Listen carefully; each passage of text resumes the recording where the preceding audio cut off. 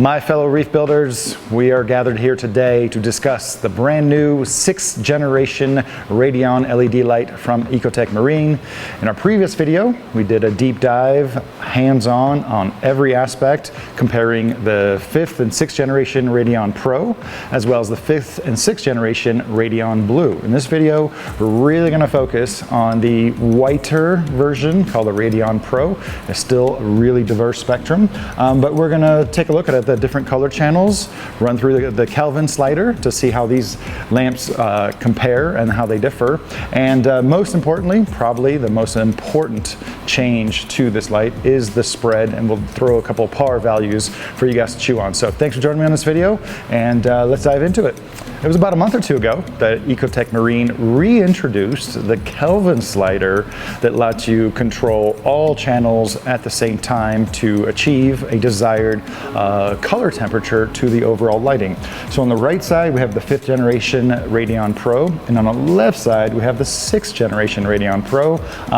It's really hard to tell by looking at the fixture itself, but when they're on, you definitely see a lot more like side shine coming from the G6 as it's shining into my face. So like I said, these two are grouped on their own aquarium currently in Mobius, and we're going to cycle through each of the color channels and see what differences we can tease apart from one fixture to the next. So just like we did with the fixtures on the table, we're going to cycle through all the different colors of these two lights. Once again, the Gen 5 is on the right, the Gen 6 is on the left, and I'm going to start at the bottom of the color sliders. So this is cool white at 100%. A really small difference, probably hard to see on camera, but I'd like to say that the Gen 5's cool whites are just a touch pinker, there's a hint of pink in here, and on the left under the G6 we have maybe like a touch of green. Again, very minute differences that we can see in the light, but not really in the corals.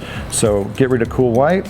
Now let's push the warm whites all the way, and here we definitely appears to be a little bit more of a warmer spectrum on the G6. Also, there's 6 warm whites under the G5, whereas there's 8 under here under the G6. Again, I don't know how much you can see that on camera, but there's a minute difference, especially when you look at the reflection of the light to help dim it down a little bit.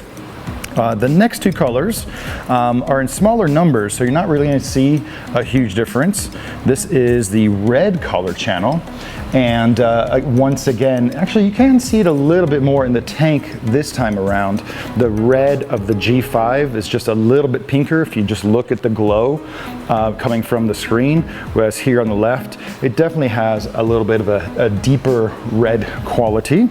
And finally, the green channel looks a little bit more frosty under the G5, and under the G6 this is actually one of the deepest, richest green LEDs I've seen in a long time. Again, in equal numbers, looks like we have 6 diodes of each.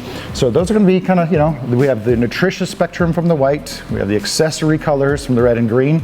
Now let's dive into the blues.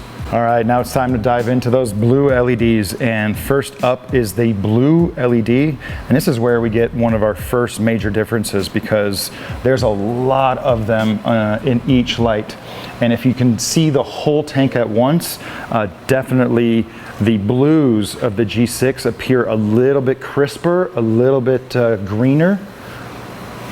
It makes the blues of the G5 appear a little bit deeper blue.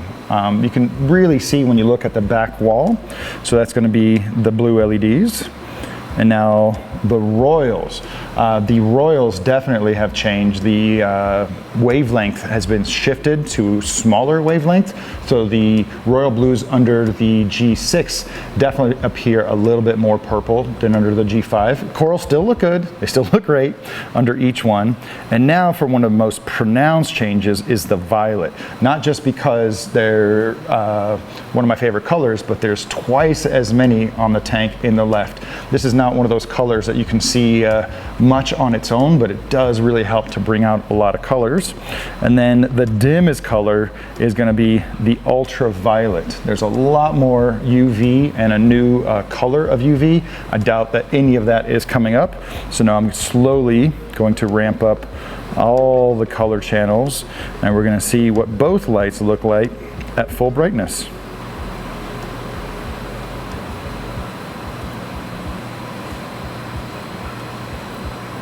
How does that look? It looks kind of goofy, right? So now that we've looked at all the color channels side by side, let's take a look at how the colors blend by using the newly reintroduced Kelvin slider inside of Mobius. So currently we're set at 5,000 Kelvin, and I'm just going to go in very small increments. And here we are at 6,200 Kelvins. So it's you know, it's brightening up. You can't see too much a difference. I do perceive a little bit more pink here, especially if you look at the core line on the back wall and the Milka Stylo. We're seeing a little bit more of that purple coming through. Let's take it to another popular color temperature, 8,000 Kelvin or 8,100 K. So this color temperature, still the core line's a little bit pinker in the back, but overall when you look at the corals, it's mostly all the same. I'm sure that's not the desired spectrum most of you guys are looking for. Let's take it to 10,000 Kelvin, which is generally agreed to be a very flat coloration. So mostly the same. I'd say, I don't know if it's the corals on the right or just the lighting itself, but it does look a little bit yellower over here on this side and a little bit more spectrum. I like the 10K of the G6 more than the 10K of the Gen 5. All right, let's take it to 12,000 Kelvin. So we're at 12K now, so we're starting to get a little bit more of that bluish light. And I would say at this color temperature, man, the general color rendition is all pretty much the same, although the core line on the back wall is still looking a little bit pinker. All right, now we're gonna take it to 15,000 Kelvin. We're really starting to get into that bluish white light. This is where the coral representation is mostly the same from side to side, and you see the core line on the left side is starting to get a little bit more pink overall. That's 15,000 Kelvin. Let's try 18,000 Kelvin, roughly. So now really into the light blues. Now it's just a bunch of fluorescence. Everything looks pretty similar. The color rendition is similar, and not sure how well you're gonna be able to see this, but this is as blue as it gets, right? So all the blue channels on, G5 on the right, G6 on the left, and just overall, it's a very, very rich coloration. All right, so we've got the Radion Gen 5 Pro mounted on a 4-foot aquarium at exactly the same height that a Radion mounting system would hold it. So it's around 9 inches usually from the water surface. All the color channels are at full brightness, and you can see that it's doing a lot in the tank, doing a lot of work. It's definitely a fall off in brightness on the edges, and we already took some power measurements off camera right underneath the water level, about an inch. We're at 1,100 micromoles, and then 1 inch, but like a foot over, we're at 250 micromoles. And then those same centering basically in the tank, down in the tank about 18 inches or about 320 micromoles, and over here we're at 272. So the Radion Gen 5 is definitely not a slouch, but now it's time to put the Gen 6 to the test and see if it gives as much spread as we've been told.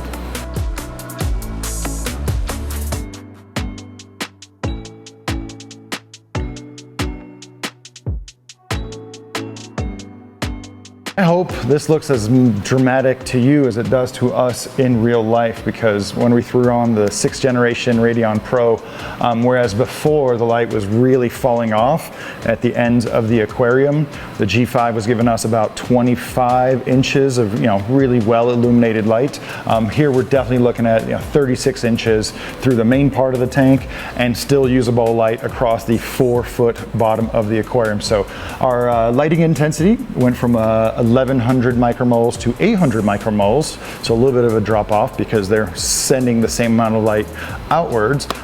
To the side over here, we went from 240 to 270 micromoles, so about a 10% increase, but you're not going to have corals way up here. Right here in the middle, roughly 18 inches under the light, 9 inches of air, 12 inches of water. We went from 320 to 250 micromoles, and over here we had a little bit of a drop off also, going from 270 to 240 micromoles. But whereas before, we couldn't even get a really good light measurement at the bottom, at the ends of 36 inches, here under the Gen 6, we got 200 micromoles. So it is, the light is shaped really, really differently. And so for sure, the Gen 6 has a ton of spread that reefers are looking for these days. But it's not just about how much tank you can cover, but also of having a really uniform light field.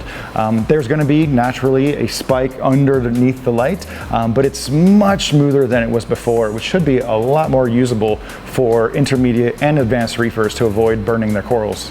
I hope this video, or watching this video, answered more questions than it brought up. But I think really at the end of the day, especially when we're specifically talking about the 6th generation Radion Pro, the difference is going to be really up to the user. You know, like I said, on camera, the minute details of fluorescence, the extra fluorescence that you get from the violets and from the ultraviolet, that's just not going to come through on video, but they will be perceptible in everyday life. And I urge everyone not to automatically go to the XR30 no matter what size you tanks, because multiples of XR15s are going to give you better spread, are going to give you better overlap. So if you have any questions that we didn't specifically answer in this video about the 6th generation Radion Pro, make sure to put those down in the comments below. If you want to see a little bit more about these two lights side by side on a table, make sure to watch our previous video, and don't forget to subscribe and hit that notification bell, because in our next video we're going to be doing our review